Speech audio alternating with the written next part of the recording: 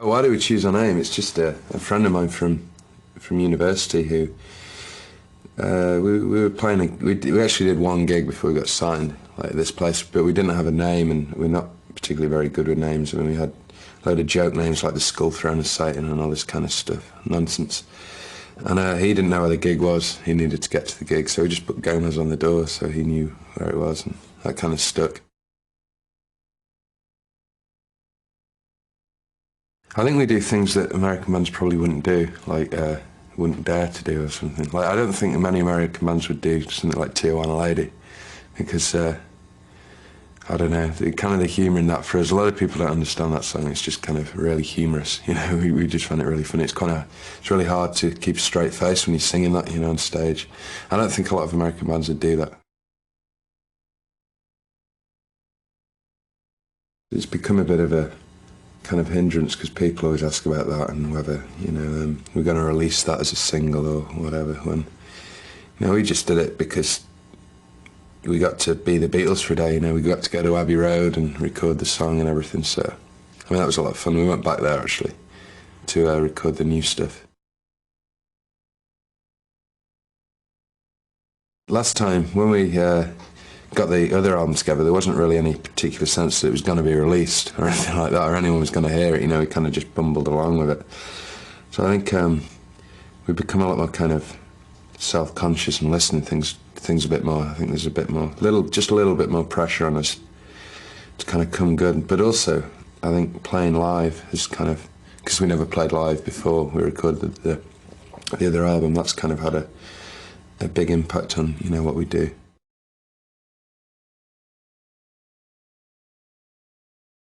You know, the Beatles, obviously, and the Stones, and guys like, I mean, I really respect guys like J.J. Cale and Ray Cooder and those kind of guys as well.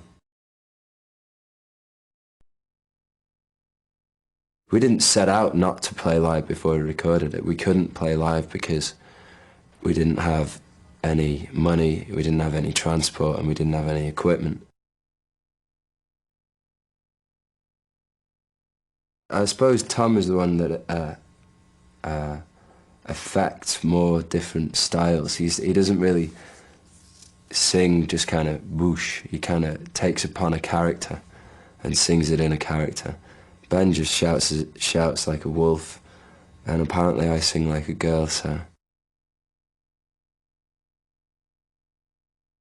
It was very kind of off the cuff. It was like, we've got a spare day, should we try and do it?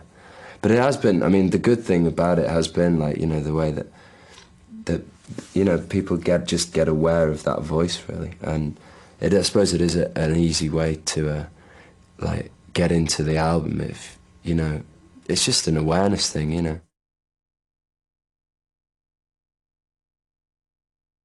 It's cool, but when it gets crazy, things start to go really strange. So we're doing this gig in this, like, tiny little town just outside of Paris, and we just, like, really hit the gin before going on. Well, me, Ben, and Ollie, the drummer. So that was the bad thing, is that Ollie was gone. He was not in, like, any way capable of holding down the rhythms that he tries to play, because he doesn't go boom, you know. He's not one of those guys. He's like so, and he just went for things that there was no way he could do. So most of the time, we just sit around and he'd just try something, and we just go, yeah, oops. And then we started changing the lyrics around, and then stopping, like, mid-song and just not continuing, you know. It was a real, it was like getting out a whole load of frustration that had been piling up for a couple of weeks, and it worked really, really well. I mean, the gig was an utter shambles. I had a great night. I thought it was fantastic, you know. And there was a few people in the crowd that were really into it, because they were obviously as drunk as we were. The obvious thing to do in any situation is to put Jimi Hendrix on, you know. Before a gig, after a gig, when you're going to bed, when you wake up, put Jimi Hendrix on. I think when we first started off in Britain, we got slighted a little because we were coming along after there'd been a few bands who were kind of following this whole retro thing, because there was kind of Cooler Shaker and Ocean Colour Scene, who were literally trying to recreate the sound of a record that was made in 1969. in its entirety. And we came along after that, and there was a mistake. They carried that thought along when they came to us, and it was like, at first there was people saying, well, you're retro. You know, and we were like, we're not retro. We're not trying to be old. We don't want to be old. We have no reason to do that. We're trying to be progressive in a literal sense, not in a musical sense. I've heard everything from swamp rock, postmodern blues, jug for the 90s, I don't know.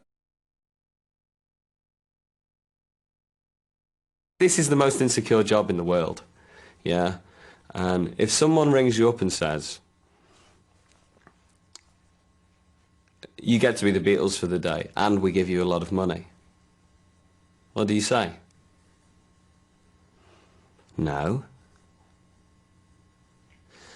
No, you don't say that.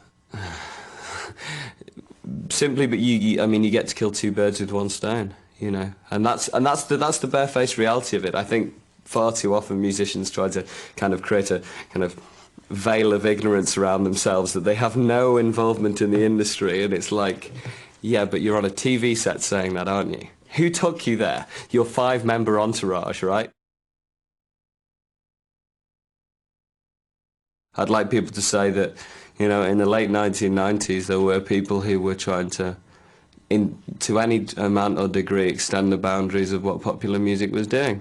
That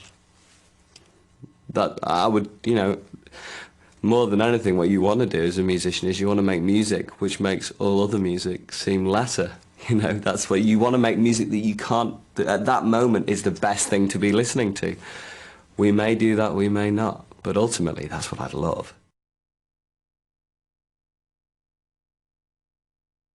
The only problem with Britpop was that it wasn't pop.